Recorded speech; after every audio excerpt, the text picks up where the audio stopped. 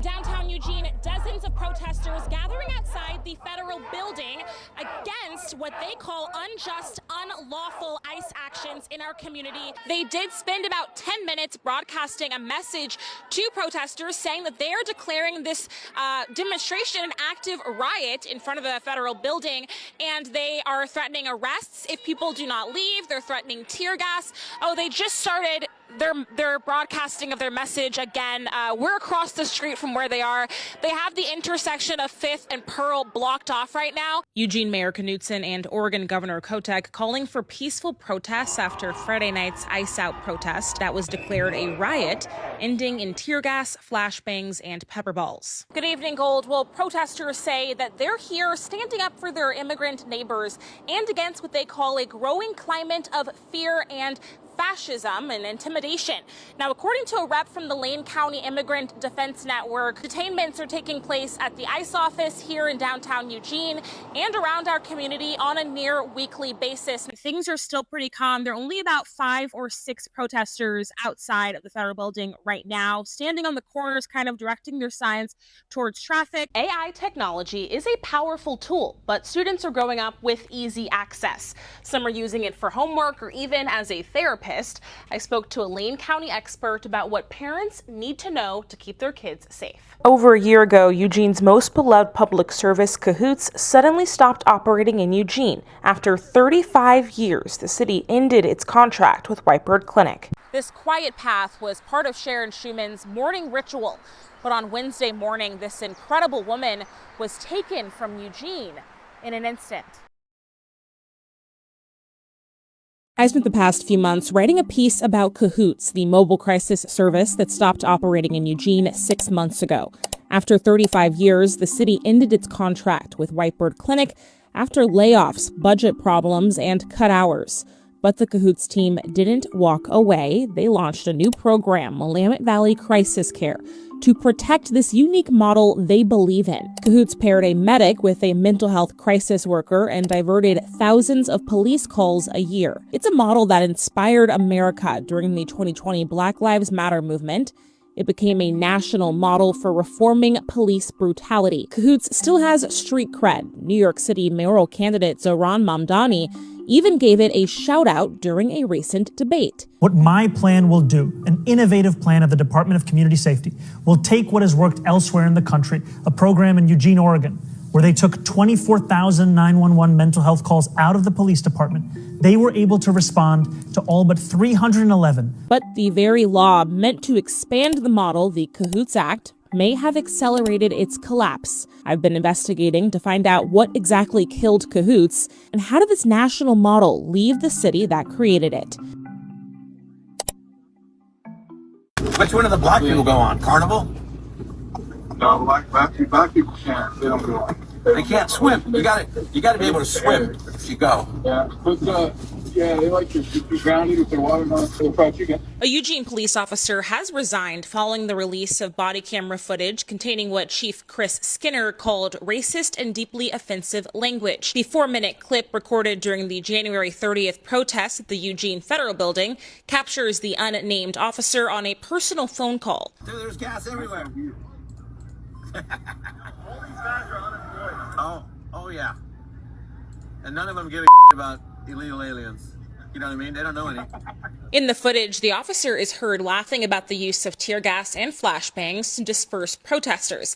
This was during the night where EPD had declared a riot roughly an hour before federal agents deployed chemical munitions. The officer and the person on the phone also spoke about coworkers who had allegedly been physically abusive toward family members. You know, you talk about domestic violence, dude. His wife thought he was domestically violent, dude.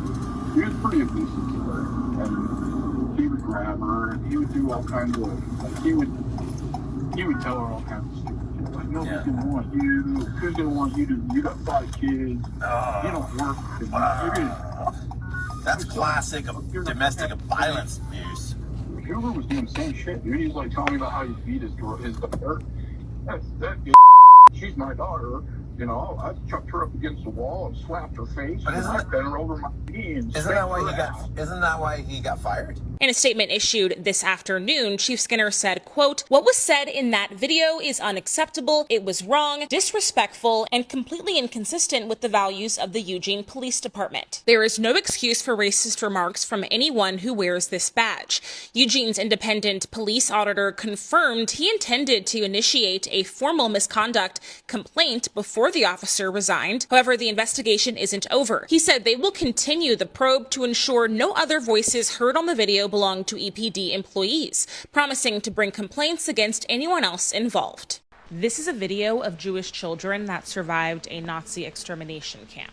Children and infants died the slow death of deliberate starvation. 1.5 million Jewish children were killed in the Holocaust. Some were killed when they arrived at killing centers or death camps designed to kill as many Jews as possible as quickly as possible. In September of last year, I visited Israel's Holocaust Museum Yad Vashem. At the end, there's a room with nearly 5 million names of Jews that were killed. Children were also killed in mass shootings along with their parents. Eva Eigner and her sister narrowly escaped one of those shootings when their mother saved them after bribing a guard. And we were taken back to the ghetto. And this is where my sister, my mother, and myself survived the rest of the war. In January 18th, 1945, the Budapest ghetto was liberated by the Russian troops. They opened the gates and they told us we were free to go. Their father was killed in a labor camp. Ava married her late husband, Leslie, also a survivor, in 1956, and they escaped the Hungarian Revolution, eventually settling in Portland, Oregon. And we were the very fortunate ones. We came on very last boat. 140,000 Jewish Holocaust survivors immigrated to the U.S. Today, nearly half of all Holocaust survivors live in Israel.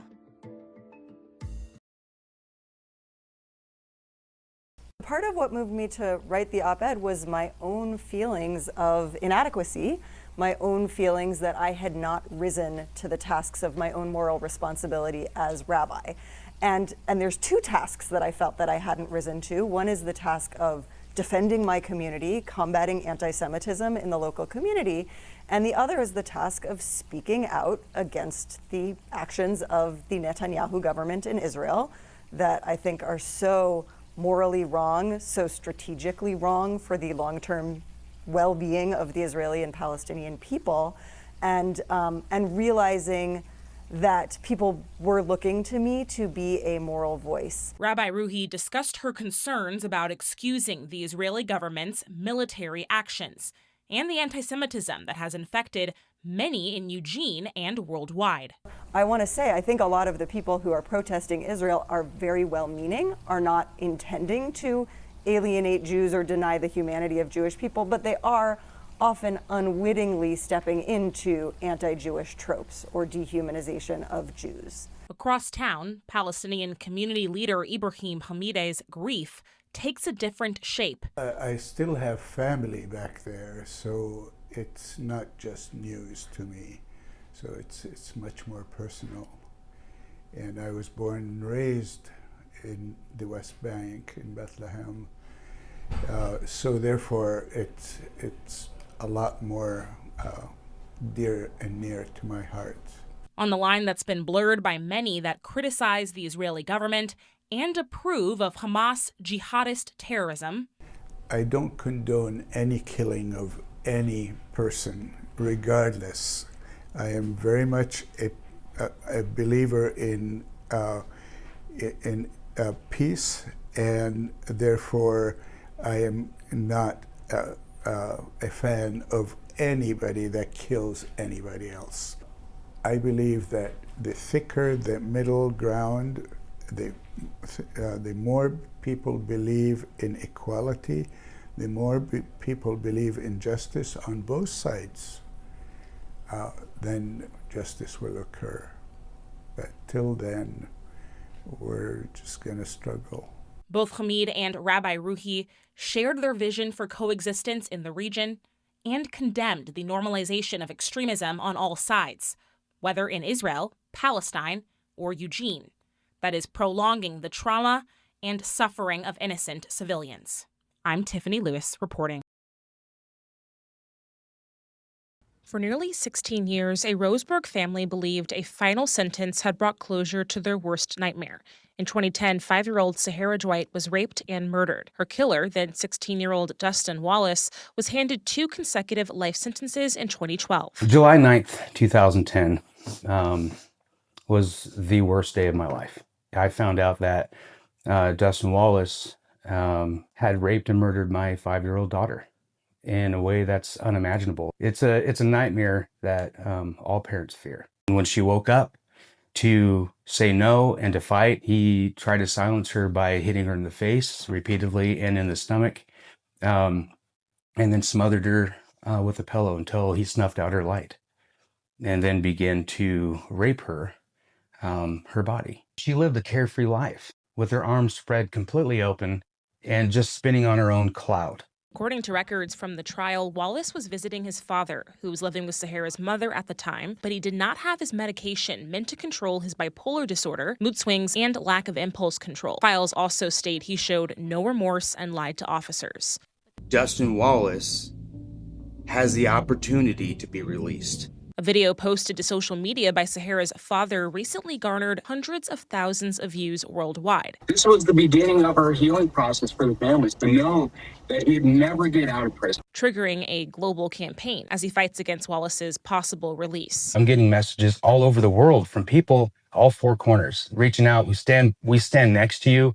We stand by you and stand, against his release. People are creating their own petitions in other countries for this. At the center of the dispute is Senate Bill 1008, passed in 2019 under former Governor Kate Brown. The law aims to offer parole for adolescents that got life sentences after 15 years in custody. We tried to speak with Wallace, but were deferred to his defense attorney. Mr. Wallace is certainly a much more mature person than he was 15 years ago, and certainly less mentally disabled than he was then.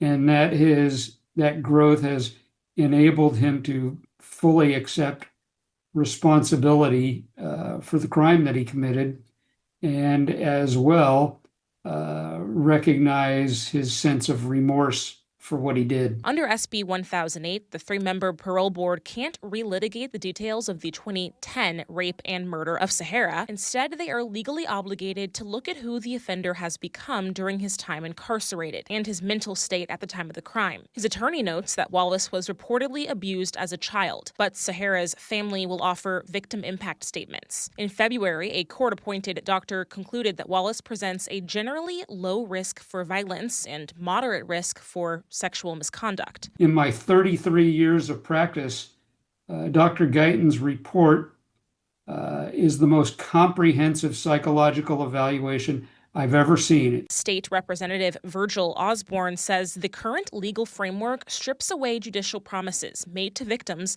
and threatens public safety. He plans to introduce a bill in the next legislative session to explicitly exempt capital murder and sexual assault from juvenile release eligibility. How he can even be up for parole, it just baffles me. But again, our state legislature, sometimes it's the do less harm mentality, and we end up doing more harm because of it.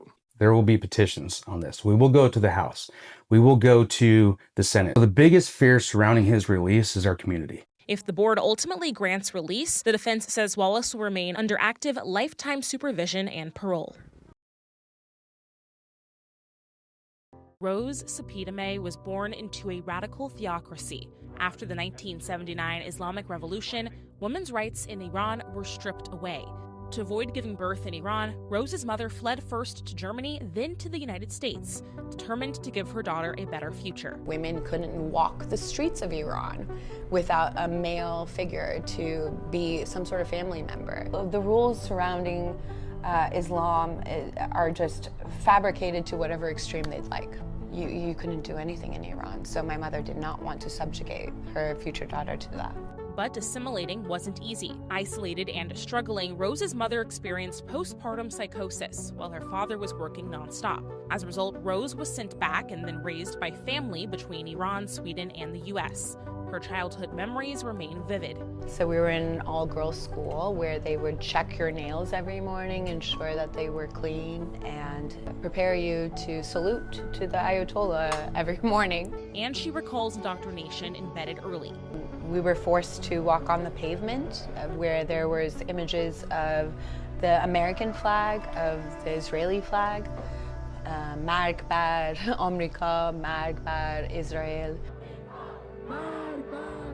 Those were chants that were propagandaed into our memories, essentially. Death to America, death to Israel.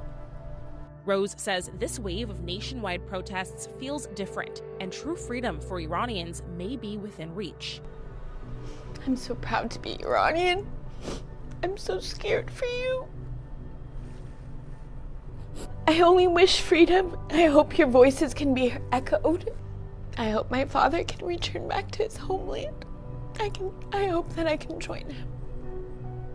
In Eugene, I'm Tiffany Lewis reporting.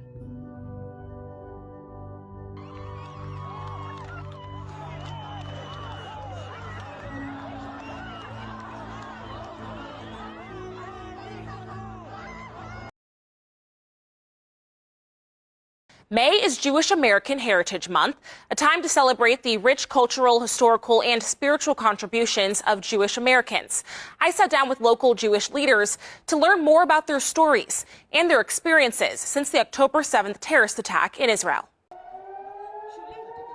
Jews around the world and here in Eugene say they've faced increased hostility since October 7th, 2023, when Hamas terrorists attacked Israel and took civilians hostage.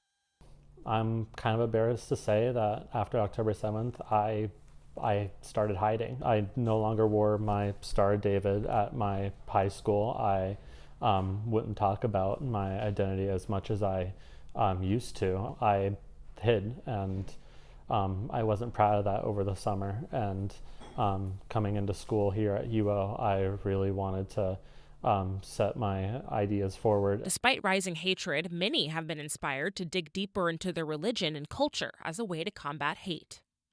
Since October 7th, I definitely have felt a stronger connection to my religion. I didn't necessarily go to synagogue every Friday or practice Shabbat. I definitely was more of a high holiday Jew, just going for Rosh Hashanah and Yom Kippur. But since then, I've gotten very involved at Hillel. Post-October 7th, UO President Carl Schulz released a statement saying, in part, "I condemn genocide. I condemn the killing of innocent civilians." Oregon Hillel and the Jewish Federation of Lane County have worked closely with UO and local law enforcement to combat discrimination and harassment. Jewish Americans have been part of this country's story for over 4 centuries, arriving as immigrants in the mid-1600s, fleeing religious persecution. American Jewry grew significantly before the Holocaust, and more than 135,000 survivors immigrated post-World War II. Jews have been welcomed here. We have fled persecution to come here. We have come here to make a better lives for ourselves, and that's what this country has always meant to us. American Jews make up 2.4% of the U.S. 92% are Ashkenazi Jews with European heritage. Oregon Hillel's executive director Lenny Steinberg says they are equally focused on tackling anti-Jewish hate and fostering a welcoming space for all Jewish students through Shabbat dinners, events, retreats, and holiday programming. Out, whether it's at a baseball game for the Eugene Emeralds or hosting our Israel Independence Day celebration here at our Hillel building. I think it's really important to us, to our community, to show what it's like to be Jewish in a world where there are roughly only 17, 18 million Jews on a planet of 8 billion people. The story of who we are becomes that much more important. The American Jewish Committee says 85% of American Jews deeply identify with Zionism, the belief that Jews have the right to a Jewish state or self-determination in Israel, their indigenous homeland. It might differ for some people, but for me, it's not interchangeable. It's the same thing for me. My identity as a Zionist is just as much as my identity as being Jewish. It's part of my everyday life. It's part of everything that I do for the Jewish community back home and here in Eugene. It's part of the reason that I proudly wear this star on my chest every day, every hour. Jewish Voice for Peace, alongside Students for Justice in Palestine, has protested against Israel's military actions in Gaza, but also against Zionism itself. We are dedicated to creating a space for Jewish people to exist beyond Zionism, without the need for Israel as a central tenet of Jewish identity. And it's not part of my Jewishness, and I think it shouldn't be part of other people's Jewishness either. And I think a lot of people feel that way, and so we need to have a space where we can express that. Miles argues that anti-Zionism has been conflated with anti-Semitism and then exploited to suppress free speech. It's less about anti-Semitism against me, and it's more about how is anti-Semitism being used against people I care about and against my communities. Anti-Semitism is defined as a mutating conspiracy theory dating back to the Middle Ages. And the Jewish Federation of Lane County says anti-Zionism has often been used as a cover for anti-Jewish hatred. There's always a reason. Today, in 2025, and since 2023, and really a little bit before that, it's Zionism. You don't belong there. You're in this tiny little country, and you're surrounded by all these other countries that are also the result of colonization, by the way. Well, I'm just saying I'm an anti-Zionist. I'm not an anti-Semite.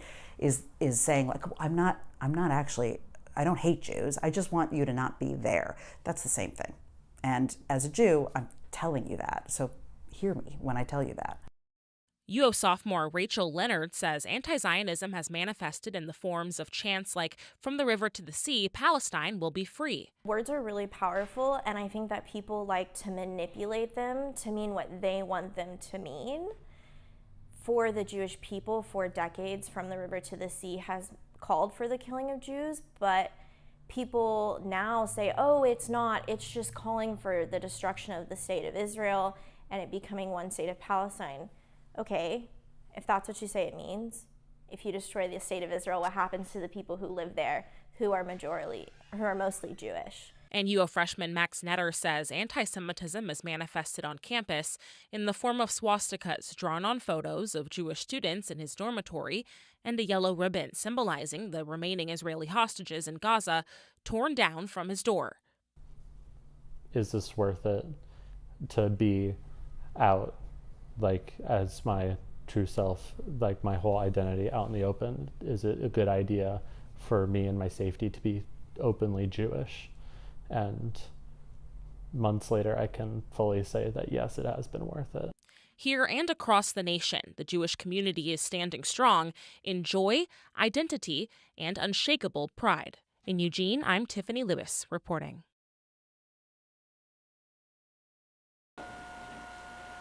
Now, why I say that, I am from the South. But in the South, you knew where you stood. But on the West, you didn't.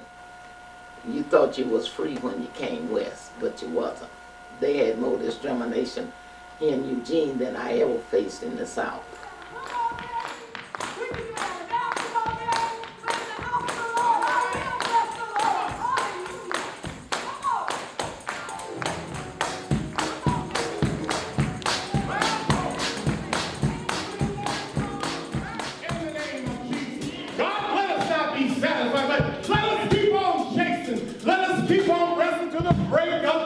Because God, we need a blessing. God, as my sister said, who needs a miracle? And oh my God, there's many of us that need a miracle. Now God, help us to have childlike faith in the name of Jesus. No doubt, but faith. So God, I thank you in advance for what you're doing and how you're going to do it. And God, I'm going to step out the way so that you can have your way. In Jesus' name we pray. Amen.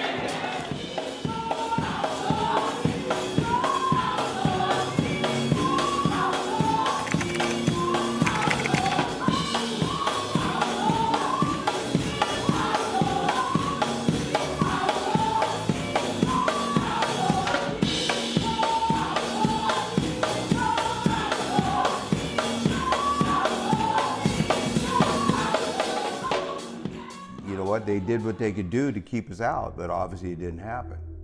So, shame on them. In 48, we had a black community across the Fair Street Bridge when we lived in houses and tents over there.